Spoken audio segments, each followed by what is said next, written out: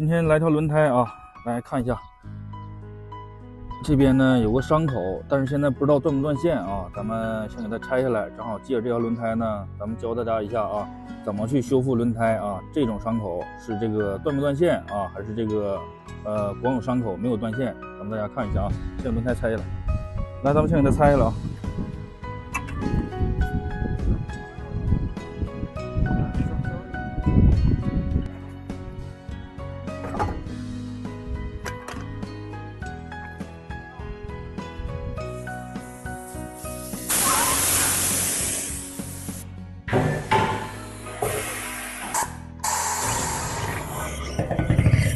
来，轮胎咱扒下来了啊，然后这个伤口的位置呢，咱们给它标记一下啊。咱用翻台设备呢，咱看一下里边啊断不断线，给它翻出来啊，看一下里边呢有没有伤口。里边这么来看没有什么伤口啊，瞅着没啥问题。咱们给它拿下来啊，再仔细观察一下外边有没有断线。来，咱看一下外边啊，外边呢看不到，里边是一点伤口没有的，但是外边呢。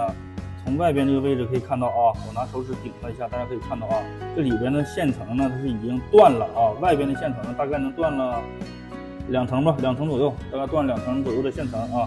正好啊，咱们拿着这套轮胎啊，教大家修复一下子这种硬伤啊，也就是胎侧的典型的是一个刮断线的一种硬伤啊。咱们看一下是怎么修复的啊。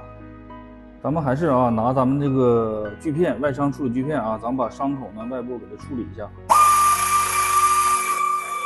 咱们看一下，刚才呢用的是这个外伤处理锯片啊，现在呢咱们换了一个这个外伤清理毛刷啊，因为这条轮胎呢它已经这个断线了，看不看到已经断线了，所以说呢咱们要把伤口呢处理通透，也就是说呢，一把断线的部分咱们给处理掉，二把没有断线的部分呢咱们也要处理到，因为要处理到通透啊，因为后期呢咱们要做补片的，前面要添生胶的啊。咱们用这个小型的外伤处理毛刷完之后啊，咱们用这个大毛刷，咱们把周边啊处理一下。因为这个添生胶的时候啊，如果说周边没有处理的情况下呢，它加热完容易跳边起边啊。还是同样啊，咱外部处理完之后呢，用翻台设备还是给它翻出来啊。因为刚才大家看到了里边是没有这个破口的啊，咱们从外边给它破完之后呢，这个伤口呢现在是一个通透的啊。接着呢，咱们在内部进行一个打磨。同样啊，还是用这个钨钢轮啊，咱们在内部呢仔细的把多余的有棱角的地方咱们处理一下。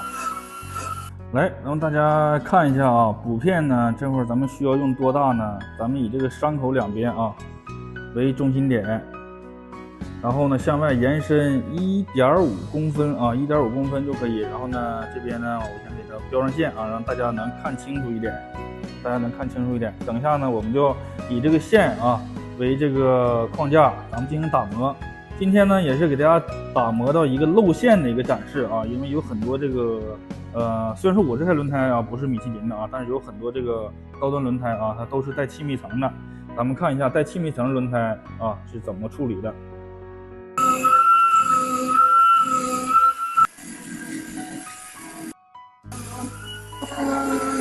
咱们用这个钨钢轮处理完之后呢，也是一样啊，咱们拿这个小毛刷呢，把一些这个粗糙的部分，咱们再给它细化一下。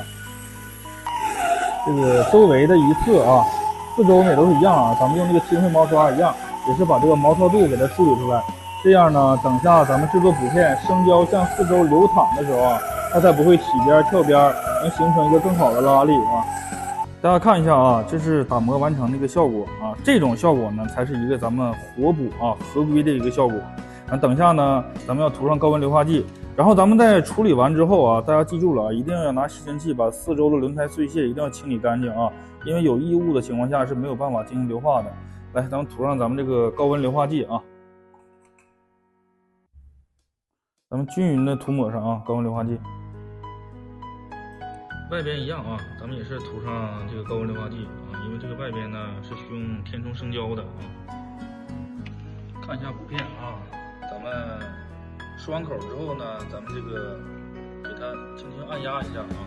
咱们有这个不知道怎么收口的同学啊，咱们关注一下主播啊，因为这个视频里边啊，包括我们直播里边啊，都有这个收口的一个教学。外边咱们看一下啊，我们也是需要填上这个生胶的，在这个伤口里面。咱们要添多少呢？要添8分饱啊！咱们看看一下啊怎么操作的。填充完之后啊，看一下咱们是一个8分饱的一个状态，然后呢外边呢看不看见？咱们需要进行一个封边啊，进行一个封边，然后呢咱们来上机开始硫化。上机完成啊！咱们想了解这个热补硫化的，想了解设备的，想了解这种伤口怎么去修复的啊，咱们都可以关注一下主播啊。我们每天直播呢，教大家怎么去修复轮胎各式各样的伤口。